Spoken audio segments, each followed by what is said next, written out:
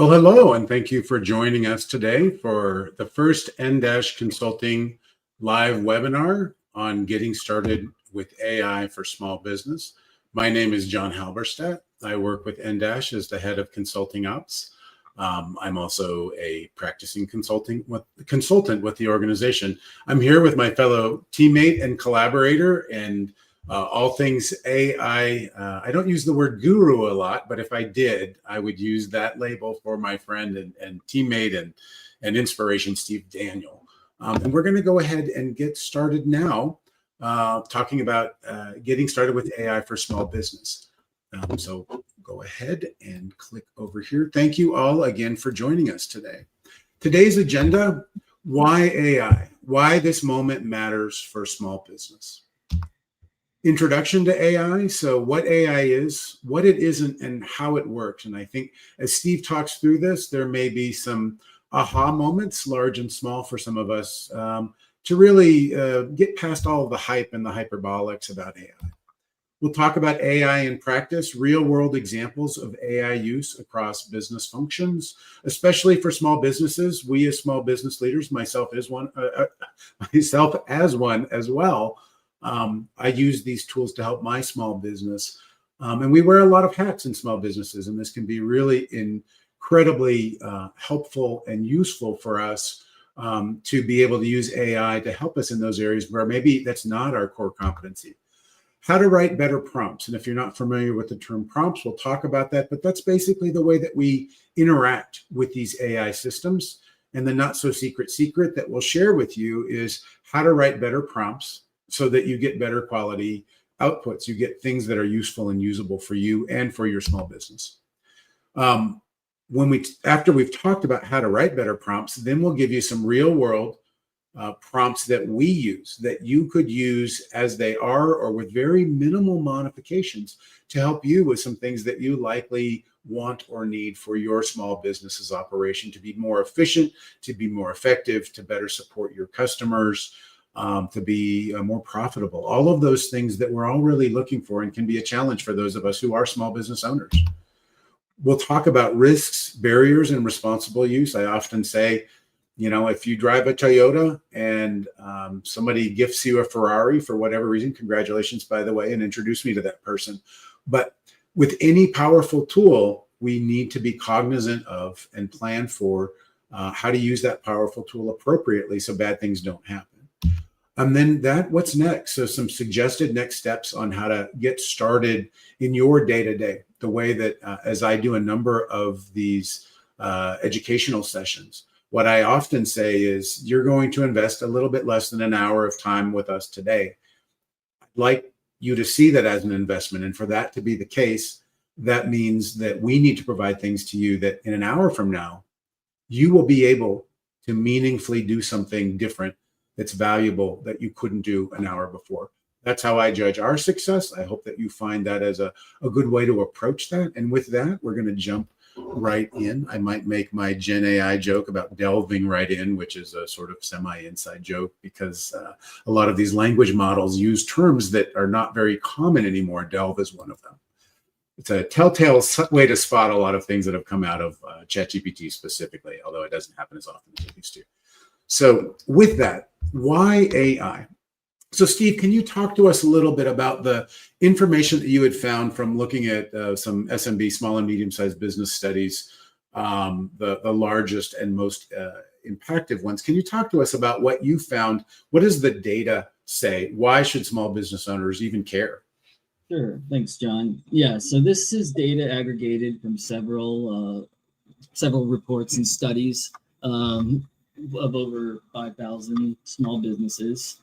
The bars on the left show where AI is already working for small businesses, and the bars on the right, the pink bars, show where owners believe AI will matter most in the near future. You can see on the left side of the chart, we got marketing, sales, and customer service leading the way in both adoption and expected impact. But on the far right, analytics and inventory, supply chain, and operations even are all expected to rise fast to grow sharply as tools improve. Yeah, and what I noticed in this as you and I were reviewing this data in advance of this session was The numbers are high, and obviously for marketing, sales, and customer service in terms of being used today. But whatever the bar is on the right, I'm colorblind, so I can't always tell what color is what. But the bars on the right, to me, were even more interesting. The estimated impact from these small business owners in the next 2 to 3 years. What occurred to me in looking at this is across the board in all of these areas, that the average is in the 60%, 65% range. So the not so secret of all of this, of course, not to be scary about it, but the reality is if we're not using these tools and our competitors are, we are at a material competitive disadvantage. So it's just something to be cognizant of, but also to understand that this is an area where we really need to weave in these tools into our day-to-day operations, especially for small businesses. A lot of us have very minimal margins in our business, so it's even more so when we can get those greater areas of efficiency or better customer support or better sales support. So thank you, Steve, on that. And as far as an introduction to AI, and let's go ahead and Steve, if you could talk a little bit about meanings and myths. I think there's a lot of, people sometimes still see AI as something close or akin to magic. And let's talk about what it is. It's powerful, but behind the scenes, if you could sort of help us a little bit with the meanings and myths. So. Sure. At its core, AI is just software that recognizes patterns and adapts from experience. It's not a new concept, but the scale and accessibility of today's systems are what makes it especially unique in this moment. Right.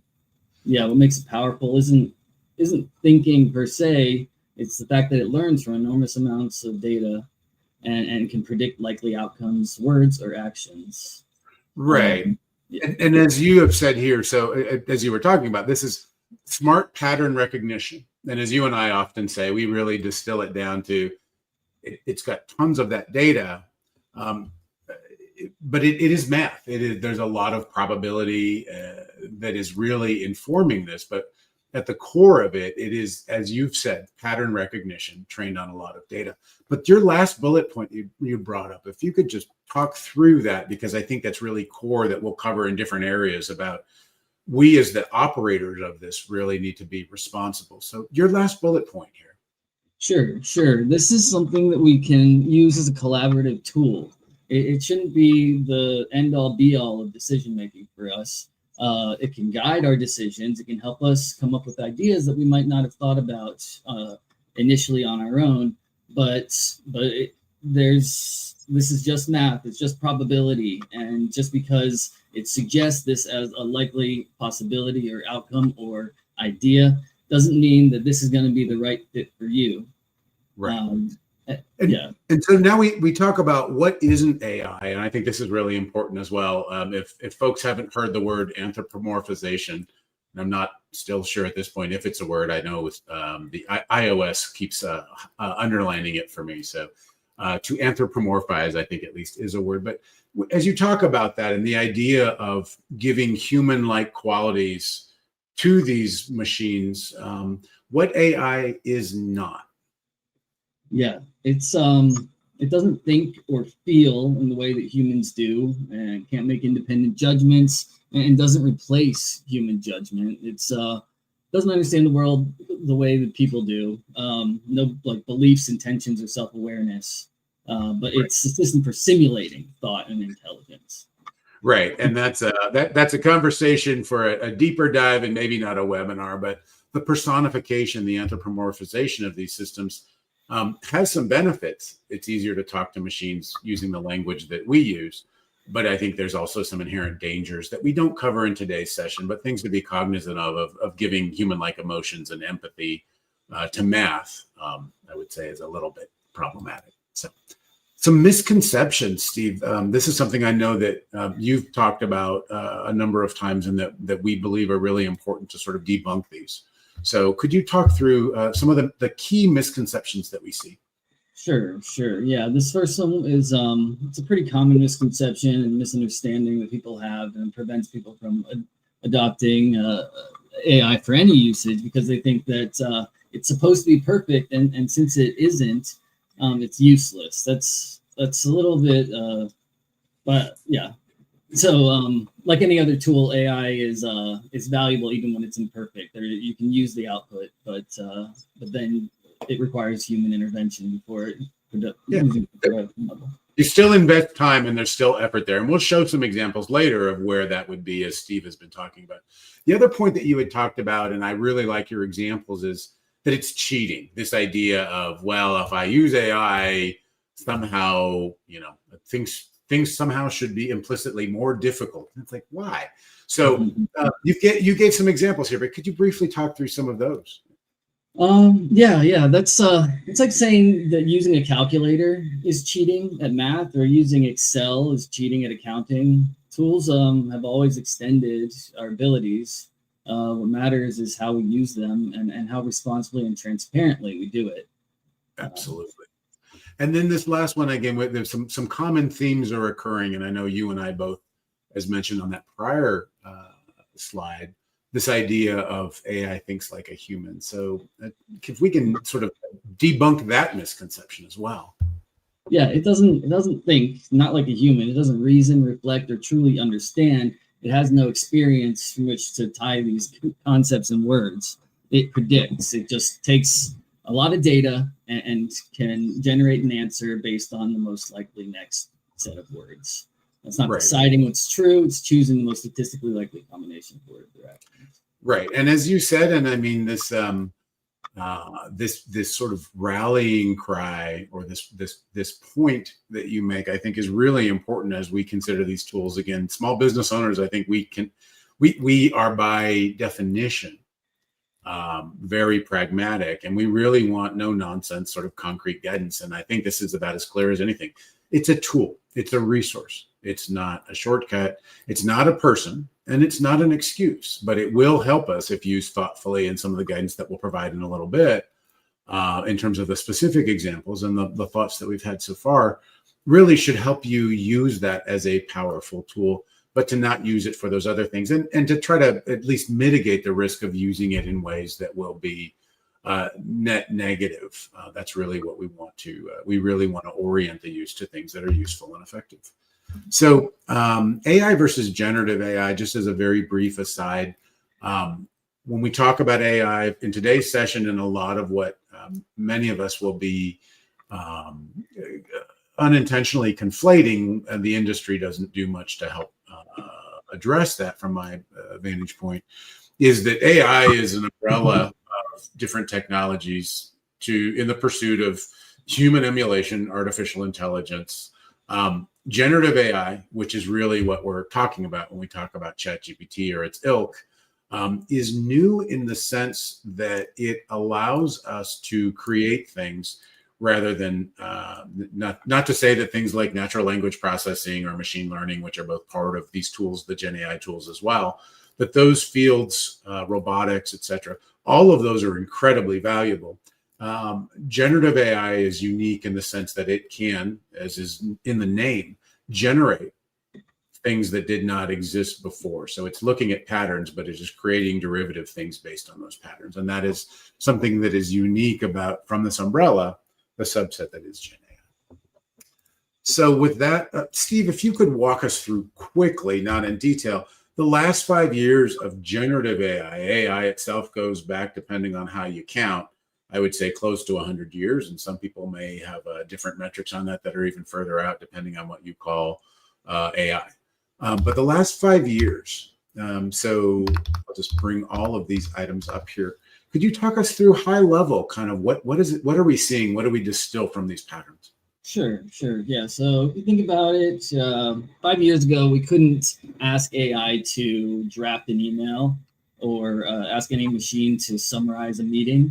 But now those capabilities are built into apps that we're using every day. So we're living through one of the fastest technology adoption curves in history. And it's really important that we ask ourselves now, not should we use AI, but where and when can we use it to best serve our business needs? It's now core to our business infrastructure, and we can use it for ROI.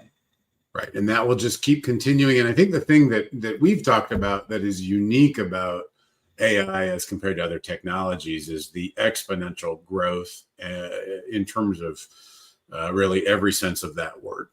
That it is truly, it seems like almost every day, certainly every week, there is a new technology, there's a new approach, etc. So difficult to keep up with those sorts of things. And that can be a challenge. And that's one of the reasons why we do these sorts of webinars with no catch, is to really say we want to help keep folks informed, especially for small business owners. You already have enough things to keep track of and to take care of and to own. How do you stay aware of the things that could help your business when they're changing so rapidly? So how are we seeing AI in small businesses? We talked about a little bit of this on the slide, and Steve, feel free to jump in at any point if you'd like, but on the graph that you provided, just to continue that out with a little bit more detail and depth. Operations and efficiency. So AI helps with things like admin work. And again, in small businesses, not that larger businesses don't have an issue with administrative work, but in small businesses, we generally aren't going to have an admin assistant. We may have somebody who is a generalist who helps with operations, who helps with customer service, but we're not going to have dedicated people in these roles. So using these tools really can help small businesses in an order of magnitude, substantial ways. The other thing is, if we're dealing with a lot of churn, and a lot of small businesses have a lot of cycling in terms of staffing, and that's just a reality of a number of these roles, AI can also help us with quality and consistency in what we do, and that can be very important. Customer engagement and marketing. So, every small business, at least all the ones of which I'm acquainted, regardless of industry and domain, we all have customers. Well, we all have customers. But we want to engage with those customers, and we need to market to those customers. Maybe we don't use those words, but people give us money for the business and the support that we provide, the services that we provide. How do we make sure that we're growing, nurturing, strengthening those relationships with our customers, whoever they may be, B2C, B2B, whatever that is? AI can help with content creation, especially from a branding perspective. It can help with personalization, which really matters. So we're talking specifically about particular groups or even individuals that are our customers. And then helping with having service available 24/7, depending on the needs and nature of your business, to be able to support your customers. You're not going to likely be able to support people 24/7, being able to pick up those phones or respond to those emails or messages. AI can help with a lot of that. And then sales and decision support. So again, as a small business owner, we wear a lot of hats. Not all of us are natural salespeople. I know that I'm not. But being able to provide high quality sales collateral, respectful sales collateral that really connects whatever the needs of our customers are. So we're really helping understand their needs, and we're orienting our proposals and our contracts and negotiations to those specific needs. AI can really help us with that. So it's better for everyone involved. I often say I hate the overused phrase win-win, but I love the idea behind it. And AI can really help us. So we can win in terms of a profitable, collaborative, long-term working relationship with our customer. They also know that we are building the best possible solution, best possible pricing, best possible offering to them through using these tools. And again, that's not a skill set that a lot of us who aren't sales as our primary job that we have, but we know that these tools can help us provide higher quality artifacts in the sales process. And that benefits everybody, not just us, but our customers as well. So we've covered this at a fairly high level, but Steve, is there anything on this? I know you had talked about some specific examples in these specific functional areas of businesses that are expected to be most impacted by AI, and some examples. Is there anything here you'd like to share? Yeah, the big picture here is that AI isn't just good for one thing. You can see how it's proving effective and helpful in all across workload. The slide here really shows where AI is already making the biggest difference and where it's growing fastest. This is from the same data that we got the first slide. the adoption versus impact. But just briefly, I'll just mention a couple of these. Marketing is a huge AI can be a huge time saver for generating fresh content, testing campaigns, running A/B tests for campaigns, and see what's working. And yeah, it's like having a creative assistant that doesn't ever run out of ideas. Sales, it can store leads, customer service. The virtual assistants are just hitting the scene this year, and they are proving to be very helpful to small businesses who want to stay in contact with their customers. Right. Yeah, and I think you've got some other examples up there. Obviously, in the interest of time, we can't go through all of them, but some of the things as you and I reviewed this that I thought were helpful to share with our audiences. Again, small businesses, there's a lot of daily tasks, regular tasks that could be automated through AI tools, and that's incredibly valuable. And then again, also HR and hiring. I know that that's a challenge for every business, but especially small businesses. You're trying to run your business. When you have to hire people, make sure that you are bringing them on properly, training them, vetting them, all of those things. AI can be incredibly helpful from that respect. So anyway, some great examples here. Thanks again, Steve. Yeah, so automating workflows can be a really big one too, especially like payroll and daily tasks. That's something that we didn't mention as much of, but automations are a big area here as well. Really good point. And that might be one of our next webinars, is how we can actually show weaving that into some of your workflows to work within the way that you work today and really surgically improve certain areas along the way using these tools to automate and improve the process. So Steve, before we get into some of the specific examples, again, I think one of the things that is, when we first started working together, we sort of bonded on very quickly was, what do good, high quality, really deep prompts, these ways that we talk to the machine, what do those look like, and how can we structure them in such a way that we can get high quality output? Because I think a lot of folks who may be watching this session, you may have tried something with ChatGPT or one of its Copilot, and just had really disastrously, embarrassingly bad results. At least I've had that for innumerable interactions. But we do know, although it doesn't solve everything, it doesn't save certain situations, that these appropriately defined prompts are really the not so secret, as I said at the beginning, on getting better quality out of the AI tool of choice. And this, by the way, when I say AI tool of choice, a number of folks still sort of conflate AI with ChatGPT, or if you're a Microsoft shop, maybe you think of Copilot. Everything that Steve and I are talking about today is agnostic to a particular tool. This is guidance. These sets of instructions and suggestions will work with any of these tools, and they will get you much higher quality outputs. We really don't, as they say, we don't have a dog in this fight, so to speak. We want you to be successful with whatever tool you have, and we can make recommendations. But most folks will already have access to a tool, and so this will work on any of them. So Steve, why does it matter? Why do good prompts matter? Yeah, like you mentioned, one of the most important and helpful things that you can do right now, if you're just getting started with AI, or even if you're not, is learning how to effectively ask for what you actually need. So these are the tips on doing that. First of all, generic prompts equal generic results. If you type "write me an email," you'll get something bland and unoriginal. But if you explain who you are and what type of email you want and for whom it is going, then it has context, and it can really put together something specific to your use case. Think of prompting as giving good direction to a new employee. The more specific who you are, the better the result. Yeah, I think that was great guidance. And you had some keys, and we'll go a little bit deeper into these on subsequent slides, but some keys to strong prompts. And your first one was to be specific. Say who you are, what you do, and what problem you're working to solve. Really important to give it that context.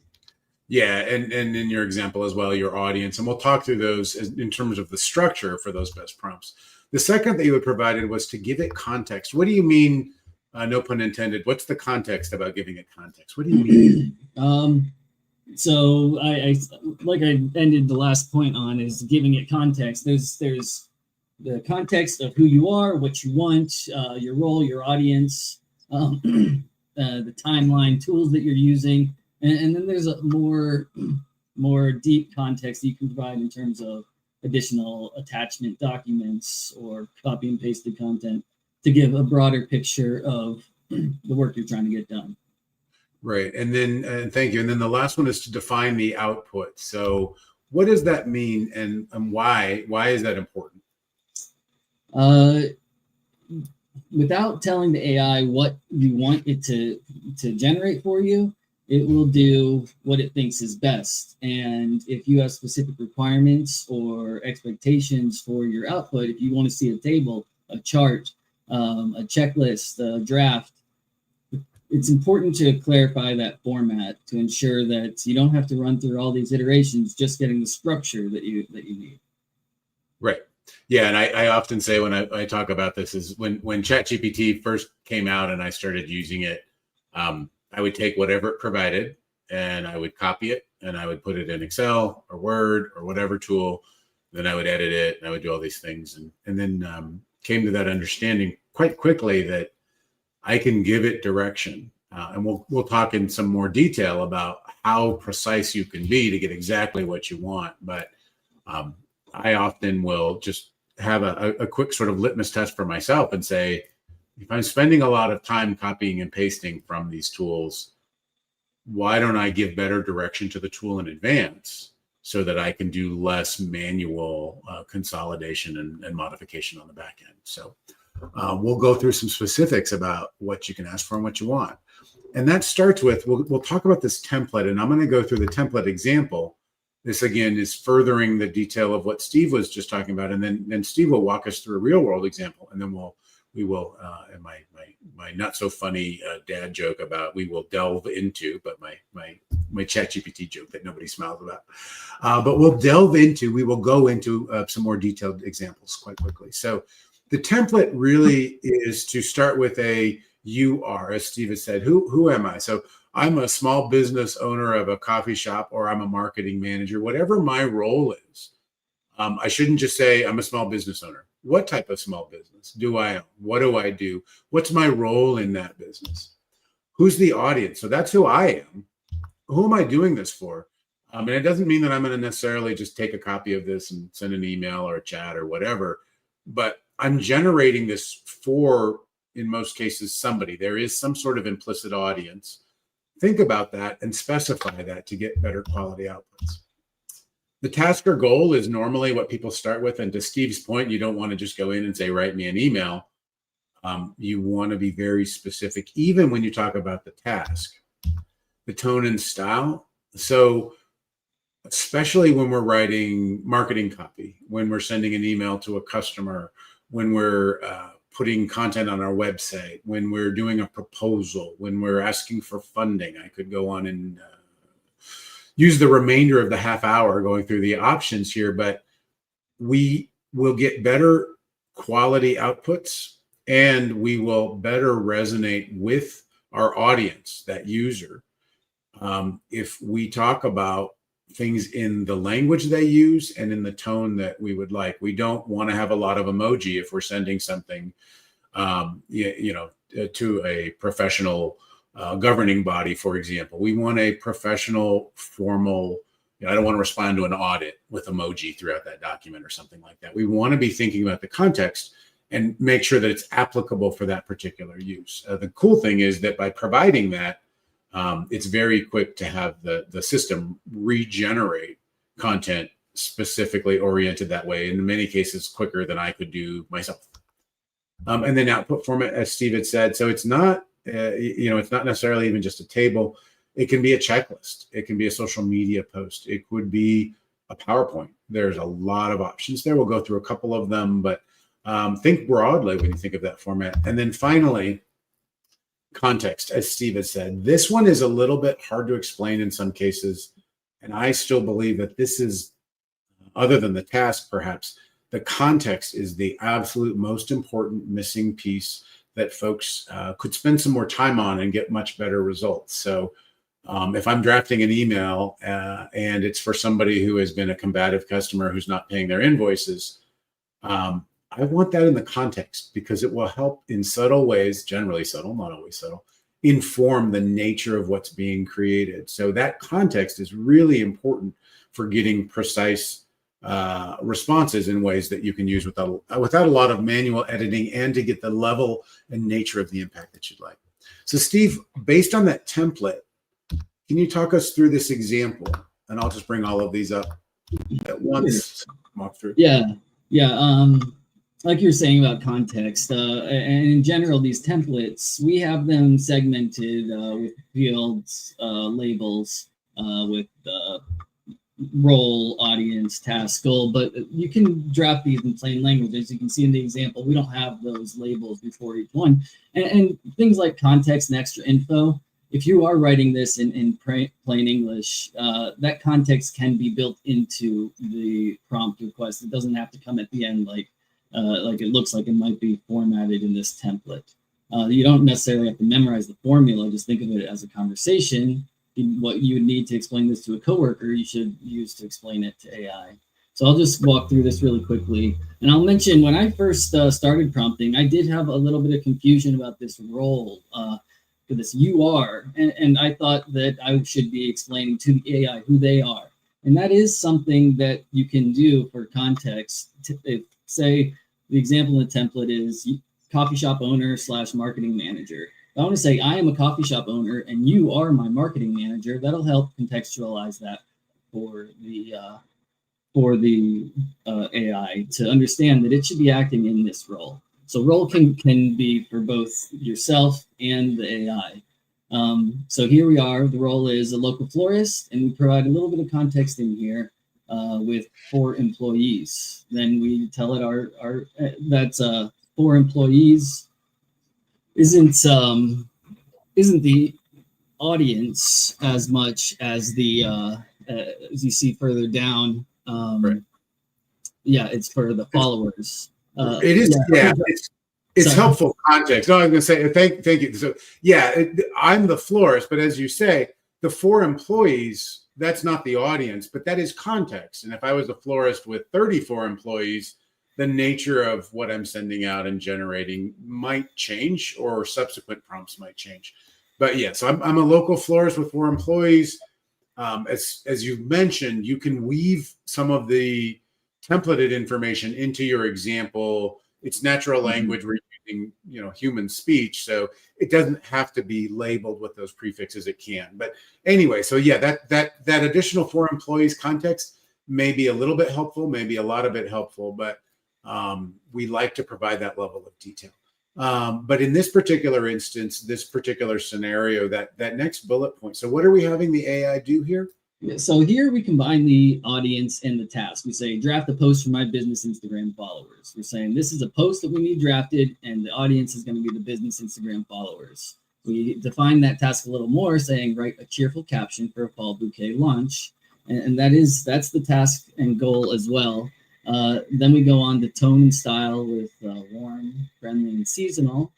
The output format should be clearly structured so that it fits in wherever you're sharing that content. There's usually a character limit, or so we say limit to 150 characters. This 1 to 2 sentence post, 3 hashtags. The last thing, because I combine the 150 characters and the 1 to 2 sentence post, is this extra context of who our followers are, like defining what that audience looks like so we can speak to them. Right. And the cool thing about this, and we'll go through some other examples, but it probably will not be shocking to anyone that I am not in my 20s nor in my 40s. I'm a different demographic. I actually don't spend any time on Instagram anymore. But I like to buy flowers for friends and family. And perhaps this same florist, after they do this example, would want to use that same information that Steve just walked through, but make some changes to say, I'm doing a print mailer still for my business, for our warm, friendly, and seasonal campaign for a fall bouquet launch, right? So the core of what I'm offering, I'm a different demographic, but as I'm interested in what this florist has to offer, maybe it's a mailer that comes in the mail, or maybe it's a print, or maybe it's something when I walk by that they have in the window, whatever that might be. But as a small business owner, I often need to be more precise with my particular audiences. We talked about that earlier. That's where Gen AI can really help, is this same information with a couple of tweaks. You could have 4 different approaches for a marketing campaign based on different demographics. Maybe you do a TikTok one, as well as an Instagram, as well as in print. So those are the sorts of things where AI can really help with things in marketing and save you a lot of time, but also have consistency in terms of what that campaign is, et cetera. So thank you again for Steve. Steve, thanks again for that. Some keys to master Gen AI prompting. Yeah, I'll just walk through these. First of all, feeding it real data or context. It works best when you give it something real to work with and specify what that is that it should be referencing and how it should be referencing it. Tell it who you are, what you want it to. So yeah, the specific with formats is the next one. Defining the output is crucial to make sure that you're aligned and to clarify for the AI what is expected. Right. Yeah. And you put in your example, I love that, because I've seen people do that with the best of intentions. Is like, look at this data, tell me what's wrong with it. But being more specific, again, I'm repeating myself intentionally, being more specific and providing that context, you're far more likely to get what you're looking for. And then finally, another point that we will repeat intentionally. You say review and refine. What do you mean there? Yeah,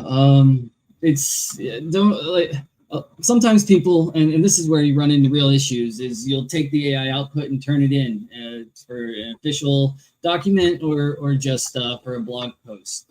But if you don't review the output and make refinements along the way, either iteratively with the AI tool that you're using, asking it to fix this sentence, reword this, display this as bullets instead of numbered list, you'll end up with output that doesn't sound natural or human or like your own voice. And so it's really crucial before turning something in or using AI output that you really review it and make refinements.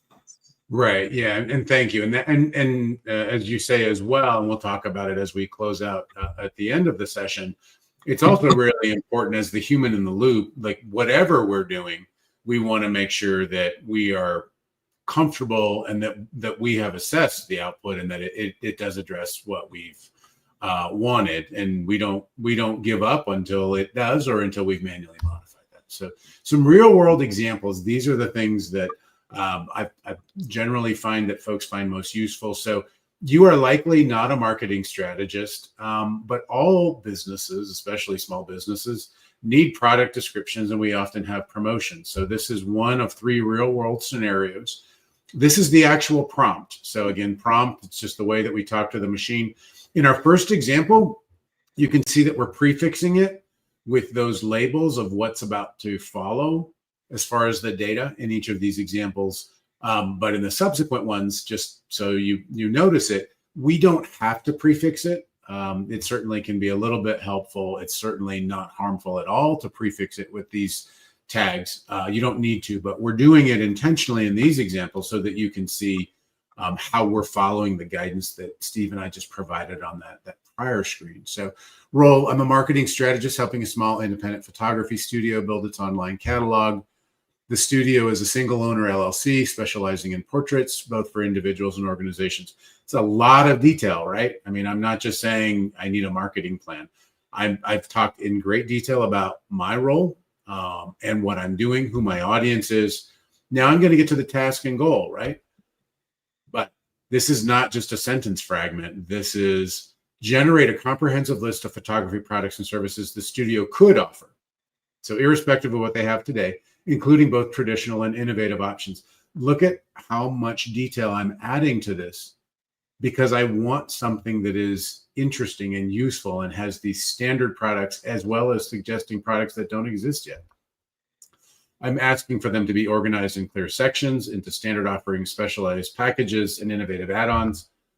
For each item, ask for a short description explaining who it's for or what makes it unique. I'm asking for a professional but creative and practical tone and style. My format is a structured list with category headers and bullets. And here's that context and extra info. The business focuses on personal portraits, local events, and small business branding. The goal is to inspire website copywriting ideas. So that was our real world prompt. Steve, could you walk us through what we found in the response? Sure. So as you can see, it is sectioned off into clear sections as we requested in our task and goal. What's nice is we requested both traditional and innovative options. So it starts off with standard portrait offerings and services and finishes with this innovative add-ons and modern services. This is a lot of choices. We requested it professional, creative, and practical. So the wording for these is clear, but it's also the type of copy that you could use as a description on your website or flyers. And it's engaging for users. Yeah. And this, by the way, I meant to call out these examples. These are real world screen captures. Mm-hmm. We want to show you, based on what we showed you on the prior slide, this is actually what the systems responded with. So a lot of good detail up front. You get a lot of good I find this content to be quite compelling. I don't know that I love all of it, but 90% of the way there is 90% of the way there, and that's awesome. Also note, to Steve's point, we asked it in that prompt for suggesting innovative add-ons and modern services. We didn't tell it what those were. It came up with some pretty good ideas. Now, again, I don't know that we would choose all of these. We might not choose any of these, but what a great way to get started thinking about what competitive differentiators we might have from a product perspective. As a small business owner, there's a lot of folks who are doing photography in this particular instance, but for any of our services, there's a lot of competition. How do we stand out? These tools are really helpful for giving us some ideas and really starting that ideation process, that innovation process going. So I think that was great. This, by the way, was Claude, Anthropic's Claude. So in each of the examples, we use a different AI tool by design. Again, we like different tools for different reasons, but we want you to know that any tool that you use, you will find similarly high quality outputs if you follow the guidance for those inputs. So the next example is an accountant for standard operating procedures development and template creation. Similar to the last example, right? I mean, most of us aren't going to be accountants. I know I really shouldn't be. I would be far from qualified ever to be an accountant anywhere. But we all need standard operating procedures. My father has owned a small business for most of my life, and he talks about SOPs about as much as anybody, and really having consistent, well-documented, well-defined operating procedures, especially for things that are important and need to be followed with a level of rigor and discipline. So in this particular instance, the example details may not apply to you. They probably don't.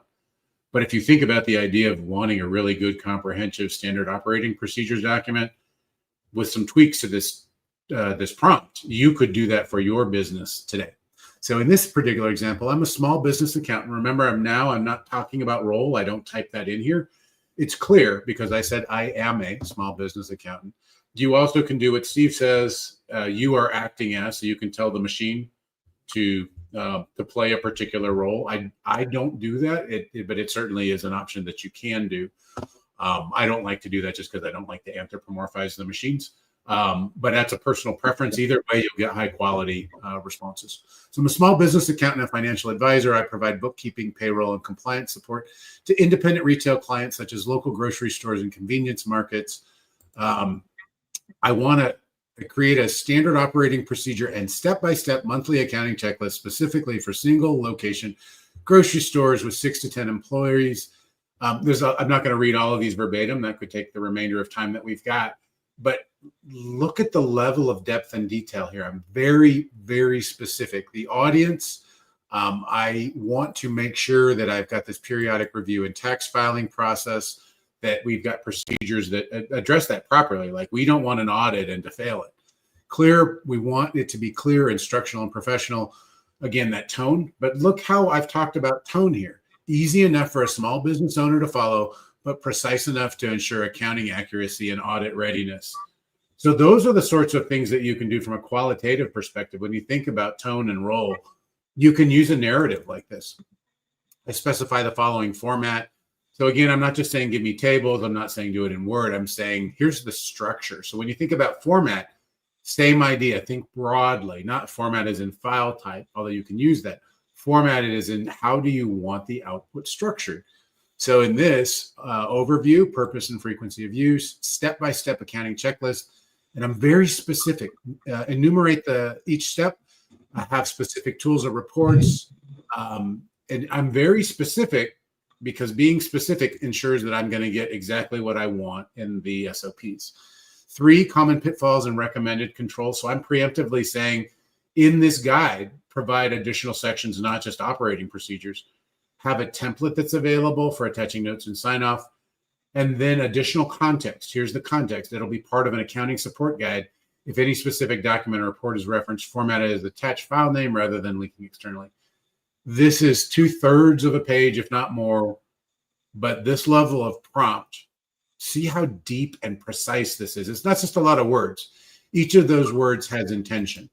But from that, this is ChatGPT. So again, the last example was Anthropic's Claude. This is OpenAI's ChatGPT.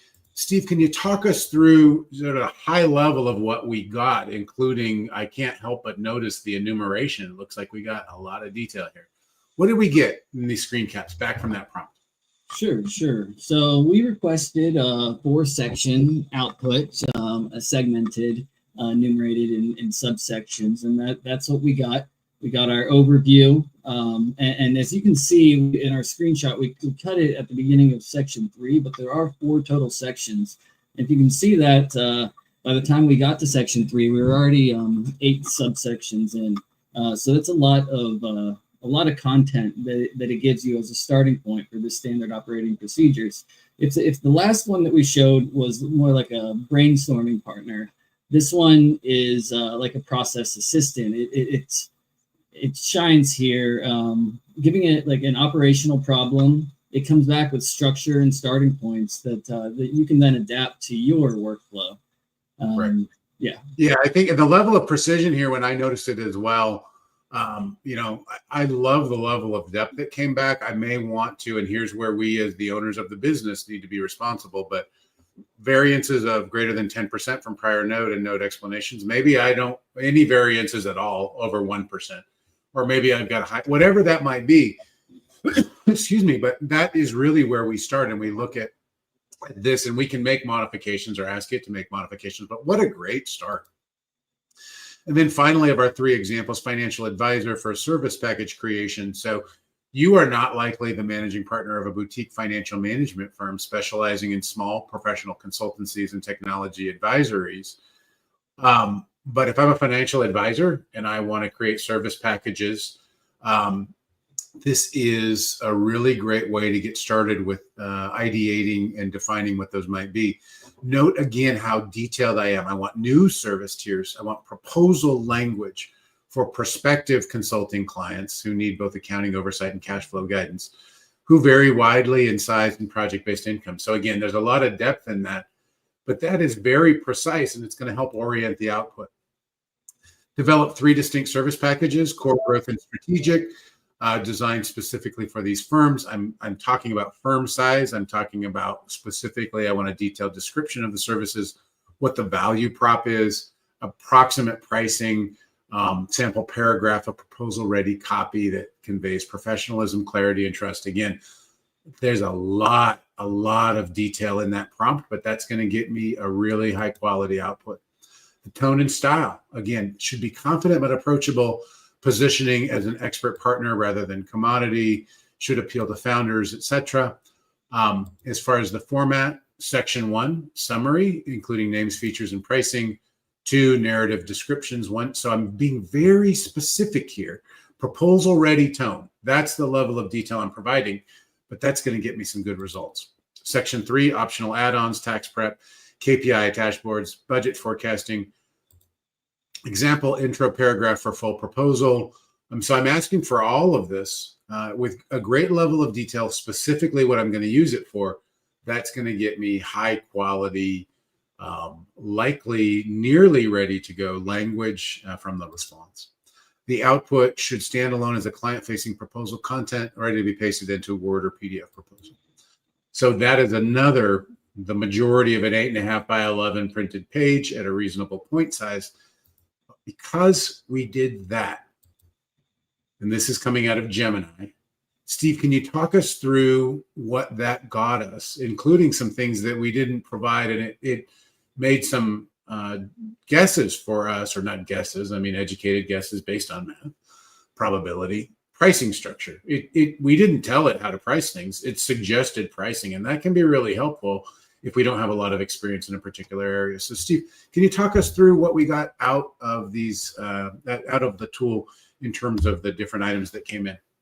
Sure. I just want to make a brief note about, you can see here that export to sheets. There's one of the things that you can use to help decide which tool is best for this use case is if I'm building if I use Google Gmail or Sheets for spreadsheets, and I need to generate a spreadsheet or a spreadsheet template, then it might be worth doing it in Gemini so that you can export directly to Sheets or export directly to a new Gmail email. And similarly for Claude, there's reasons for that, and GPT as well. So that's just something to consider, and we can go into that in a future session. But yeah, back to this one. We requested the summary table of packages, and it did great. I like identifying and labeling the ideal customer, the features, and like you said, pricing. It's not something that you can just take to your customer right away, unless it's a type of customer that can give you that type of active feedback that you'll need to adjust pricing to fit the market.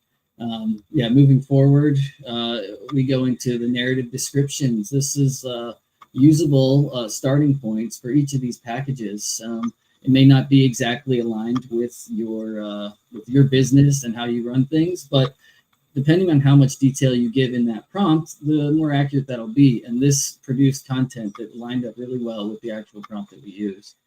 90% or so of the way there, I found with some of the narrative language, those are areas where I'll just tweak it, and match my own style. But like these examples, Steve, to your point, these if they're not just ready to copy and paste after reviewing thoughtfully, they're pretty darn close. And then the last one, the optional add-ons, and then section 4, that was the last thing that I think we had asked for. So what was the last piece of that?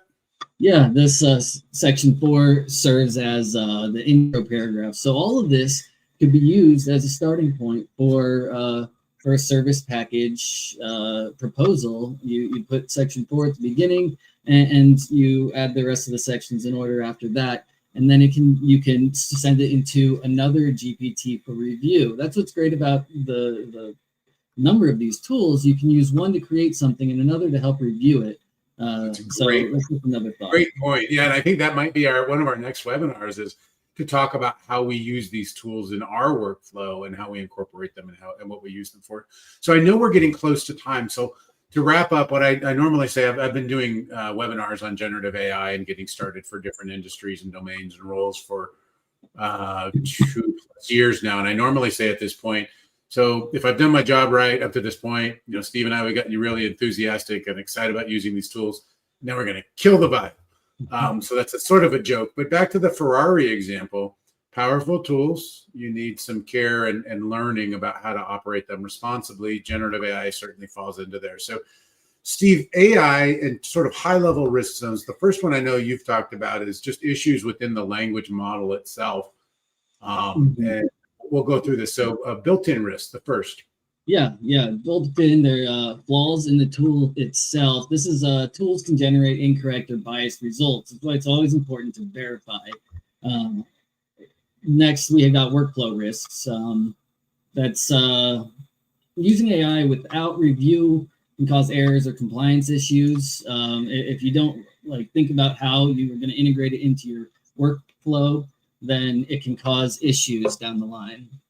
Right. Well, and especially your last bullet point, there are no review systems. So if you've got somebody who's a novice using the tools, they don't follow the guidance that we provided, or even if they do, you get back a response that's problematic and you don't have anyone to review it. That's an issue. And it can be an issue on this next item that you would put out here, which is really, especially in small businesses, especially, we can't afford to, we don't want to lose the customer. So AI, what are some of the risks that you see from a customer perspective? You can damage trust because AI doesn't understand tone or empathy unless it's pre-coded to create output in a certain tone. You have to teach it what fits your brand, and you should use it to enhance customer experience. And if you don't know how to do that, then you should be limit the use of it for customer service. Yeah, and also just everyone is adding AI to everything, and I think people are sort of fatigued about adding AI to every single function. So, but then the last one that you have these legal risks and why it's important for us to be responsible. I remember on the prior slide you had said it's not a tool, it's not a person, it's not an excuse.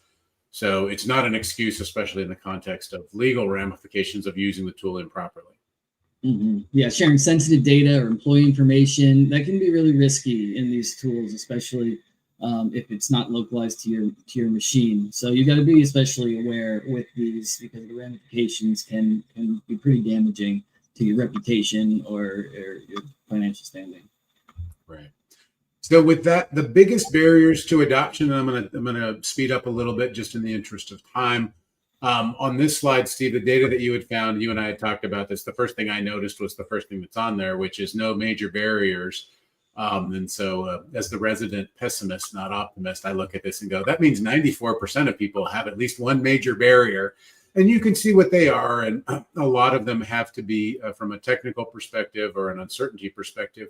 That's a large reason why we do this webinar. These webinars is to help sort of address and demystify some of these things and demystify the way to get started that has very limited cost, financial or opportunity wise. But there are some bigger barriers to adoption for a lot of organizations that can be really a struggle for folks. But start with some of the guidance we provided today, and you can get past that pretty quickly. Pushing through the adoption barriers, Steve, I think some things that you had shared, setting those expectations early is really important with team members. We're going to be doing this and keep those expectations low, as you say. Pick the tools that fit your business. Start small and show wins. Really, we'll talk about what that looks like, and then plan for learning about perfection. Steve, you had talked about this earlier, and I think it's really important. Iterate, iterate, iterate, iterate, iterate. Evolve. Keep trying, and we'll learn from that. As you say, the risks are real, but so is the opportunity. We want to build trust with smarter tools, shape how AI works for our business. Really about quality and about customer engagement, but also about efficiency so you can focus on strategy and really spot those risks before they cost you. So in our last minute or so, just some suggestions on getting started. And please follow us. You'll see a QR code up here for our tool set, and connect with us on LinkedIn and our website, n-us. But just get started. Take that, find a repetitive task that's problematic for your org or your team today. Choose a general tool. Pilot a single workflow. Just take one thing and try it with that. Quantify those benefits, baseline how big of a problem that was before, then apply AI and measure the impact, and then scale up. But start small with something that's meaningful and measure it, and then scale from there. With that, and we're at time, how can we support you? So N-, we provide strategic guidance and planning on AI strategy, governance and policy design, tool selection support. We do hands-on enablement and education, interactive workshops, role-based training, and ongoing education series. That QR code is a link to our site. And this is a QR code for me if you'd like to connect on LinkedIn, connect with Steve as well, and follow us at n-us. With that, we are at time. Thank you so much. We really appreciate you joining today. Hope that it's helpful. Would love your feedback and thoughts.